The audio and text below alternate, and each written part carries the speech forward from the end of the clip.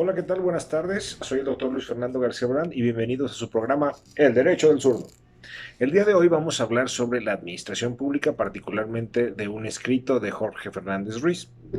Antes de entrar en materia, quisiera decirles una frase de Woodrow Wilson de 1887 que decía que debe existir una ciencia de administración que produzca enderezar al gobierno y que dé flexibilidad a la tramitación de asuntos, así como fortalecer y purificar, así como organizar y dotar a sus áreas de respetabilidad. Es decir, que debe existir una ciencia que pueda dar la facultad de administrar todos estos asuntos de carácter público. También vamos a ver los de carácter privado, pero principalmente vamos a analizar los de la administración pública. Existen dos aspectos principales en la administración pública que son el dinámico y el estático. El aspecto dinámico es aquella acción del sector público en ejercicio de la función pública administrativa que dicta y aplica las disposiciones destinadas al cumplimiento y observancia de las leyes en aras del interés público. En cuanto al estático, es aquella estructura integrada por las instituciones depositarias de la función pública administrativa. Además de los tres poderes tradicionales, también existen en composición órganos no adscritos por la Constitución a los mencionados poderes, como pudiera ser, por ejemplo, el Banco de México, la CNDH o el INE, así como otros. El concepto de administración, principalmente vamos a analizarlo etimológicamente, ad significa hacia, ministrare significa manos y traere significa traer. Entonces, ad mande traere significa que se ofrece un servicio como algo o servirle de alguna forma o de alguna otra cosa. Es importante señalar estas partes. Bien, la administración como tal es la dirección eficaz de las actividades y la colaboración de otros para obtener determinados resultados. Explica las etapas concatenadas y sucesivas y además aquellas dirigidas a obtener metas y objetivos predeterminados de un conjunto social. Esto mediante el aprovechamiento racional de los recursos disponibles al momento. En cuanto a la opinión de Monch Galindo, decía que para lograr sus objetivos con la máxima productividad puede considerarse como un arte, ya que existe como virtud, existe una disposición, existe una habilidad de servir bien. Ese es el arte de la administración. En cuanto a la administración como técnica, existe que implica el empleo, la aplicación de procedimientos y recursos y finalmente la administración como ciencia, es aquel conjunto sistematizado de conocimientos relativos a la organización y el funcionamiento de los servicios. Existe una clasificación de la administración. Puede ser en cuanto a la iniciativa privada, la administración privada y la burocracia privada. En cuanto a las iglesias, la administración eclesiástica y además la burocracia eclesiástica. En cuanto al Estado, existe la administración pública y finalmente la burocracia estatal o del Estado. Y en cuanto a la comunidad internacional, existe una administración internacional y tenemos burocracia internacional como organizaciones como la ONU, la UNESCO, el Banco Interamericano del Desarrollo y el Banco Internacional de Reconstrucción y Fomento, como unos ejemplos. Además, tenemos la ciencia como administración, que es una ciencia práctica, es una ciencia formal y referida, ya que la dirección de los grupos humanos en organización y actuación son regulados en cuanto a su actuación. Fayol o Winslow y Taylor, así como Emerson, Huntington Emerson o Waldo Emerson, es importante señalarlo, así como Henry Thoreau, hablaban de que se hacían aportaciones a la administración para poderla estadificar. Otros autores como Turgot, Woodrow Wilson, del que hablamos al principio de la plática, Bautista Bonin, von Humboldt o Teodosio Lares, así como Winslow Taylor, hablaban de las bases del surgimiento de la ciencia como administración pública. El doctor Omar Guerrero decía, la ciencia de la administración pública es una de las disciplinas con mayor dignidad. Desde el siglo XVIII existían muchos títulos nobiliarios que estaban relacionados con la administración pública. Estos hablamos de Prusia. En el concepto de administración pública también tenemos que la administración pública es parte del poder ejecutivo que está regulada por el derecho administrativo. La administración activa, como diría Luis María Lahay, es la pública y se manifiesta en los intereses generales de la sociedad, vigilando la acción de cada uno de los individuos. Entonces, también tenemos que Garrido nos decía que es el área de la actividad desarrollada por el Poder Ejecutivo, implicada de la administración, que es una parte del Poder Ejecutivo mismo.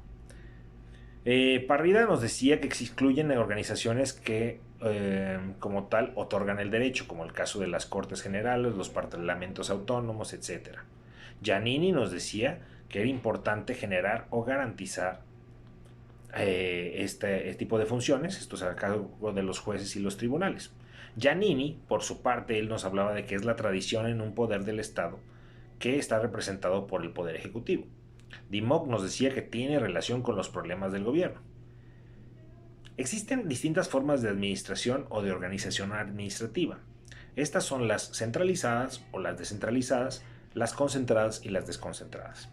En cuanto a la centralización, se habla de que consiste en reunir en su centro la decisión de las actividades del Estado o administración pública, o es el punto de congruencia o el monopolio de las acciones y coacciones o la designación de los agentes que administran estas funciones.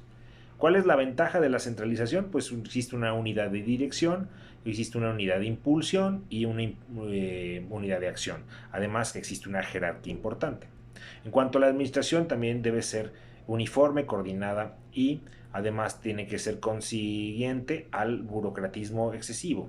Esto hace que existan de diversas críticas o severas críticas a los conceptos de administración centralizada. Como tal, también, pues la centralización pues, es un modelo de tipo jerárquico, como lo ahorita, ya que manda, organiza, supervisa, disciplina o remueve a sus funcionarios. También puede nombrarlos, remoción de mando, decisión, así como decía Luis Humberto Delgadillo, funciones de vigilancia, de disciplina. La disciplina pues, puede comprender las funciones como la de la amonestación, la de la suspensión, la destitución del puesto, la sanción económica e incluso la inhabilitación temporal, ya sea empleos o cargos o comisiones del servicio público. En oposición existe la descentralización. Al contrario, censu, esta disgrega o dispersa el ejercicio de las facultades decisorias de la administración pública. En ella, la transferencia de un poder decisorio o de competencia se transfiere a un órgano inferior, es decir, este va a atender los asuntos relativos a ciertas materias, como pudiera ser las de migración, como la Secretaría de Relaciones Exteriores, la CONAGUA, relativo a todos los asuntos relacionados con el agua, la administración tributaria, pues, como conocemos al gran hermano SAT, y por ejemplo existen desconcentraciones por materia, desconcentraciones por región o desconcentraciones territoriales, desconcentración por servicio, administrativas o desconcentración administrativa por servicio. Existen ejemplos como el caso de la Universidad Pedagógica Nacional, que está descentralizada del sistema de la Secretaría de Educación Pública. Existe una descentralización que entraña la creación de órganos propios y ejercen o emiten un poder de decisión ajeno al centralizado. Este puede ser por razones territoriales, ya sea por estado, municipio o provincias. Provincias porque nace del derecho español y ellos sí manejaban las zonas municipales o estatales como provincias. Entonces por eso se mantenía esta semántica.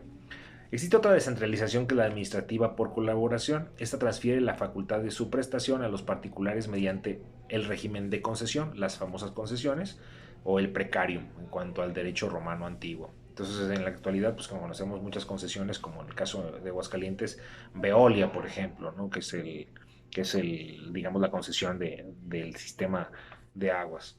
Estas otorgan un préstamo en ocupación en el cual no se otorga dominio ni posesión, este es revocable y además al terminar este proceso se devuelve al concedente o al ipso jure, al originario. Esta concesión puede ser a personas físicas o morales y además siguen moldes del derecho privado y del derecho social. Estas sociedades pueden ser sociedades civiles, sociedades mercantiles, cooperativas o incluso sociedades rurales. En México la concesión es un acto mixto de tipo administrativo y de tipo contractual. Bien, en cuanto a la administración pública federal, se distribuye en varias áreas, pero la mayor parte se ubica en el Poder Ejecutivo. Existe la Cámara de Diputados, la Cámara de Senadores o también el Poder Judicial de la Federación, que son sistemas de administración pública de carácter federal. El artículo 90 constitucional precisamente divide la administración pública federal. En cuanto, por ejemplo, al artículo 165, este previene o prevé la existencia del Estado Mayor Presidencial, creando distintas, digamos, cuestiones que presentan o crean la existencia de distintos guardias presidenciales encargados de la seguridad del Ejecutivo Federal, de la residencia o de las instalaciones conexas o de las actividades que ellos tienen. Bien, el artículo 18 de la Ley de Organización de la Administración Pública habla de las atribuciones y sustituciones que estos funcionarios pudieran tener. El artículo 14 habla básicamente de la designación de los secretarios de cada secretaría, vale la redundancia, y el artículo 91 constitucional habla de que existe la posibilidad de ejercer este tipo de cargos siendo mexicano, mayor de 30 años, mexicano por nacimiento, además de que se encuentre en ejercicio de sus derechos. Entonces esos son básicamente los requisitos para poderlas ejercer. Finalmente vamos a hablar de las distintas constituciones, como el caso de la constitución de 1812, la gaditana, la de 1824, la de Patzingán, la de 1836. En estas designaban distintos tipos de secretarios. En el caso, por ejemplo, de la Constitución de 1857, contrario al artículo 90 del 1917 constitucional, en él se definen las bases generales de la creación de entidades paraestatales. Estas entidades paraestatales y la intervención del Ejecutivo Federal en su operación. El artículo 9, que conduce las actividades de forma programada. El artículo 12, formularán actos o aspectos de competencia como las leyes, los reglamentos, los decretos, los acuerdos, así como las órdenes del Ejecutivo Federal. El artículo 14 hablaba del secretario del Estado al frente y sus auxiliares, o como se designan.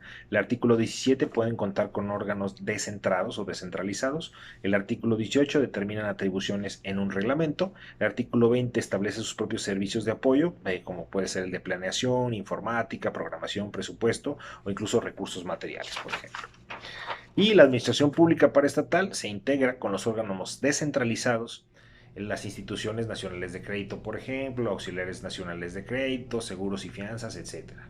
Muchas de ellas son conocidas como, por ejemplo, el caso de los aeropuertos, el caso de, por ejemplo, de la Agencia Espacial Mexicana, el caso de la Comisión Nacional de Ciencia y Tecnología, CONOCYT, el Instituto Nacional de Ciencias Médicas y Nutrición Salvador Subirán, el gran hospital de nutrición, es la institución como tal, el INACIPE, el Instituto Nacional de Ciencias Forenses o Ciencias Penales, también cuenta con este tipo de situación de administración paraestatal, el Instituto Nacional de Psiquiatría, la Profeco misma, o está incluso el ya muy mal ponderado Notimex, ¿no? Con todos los problemas que ha tenido.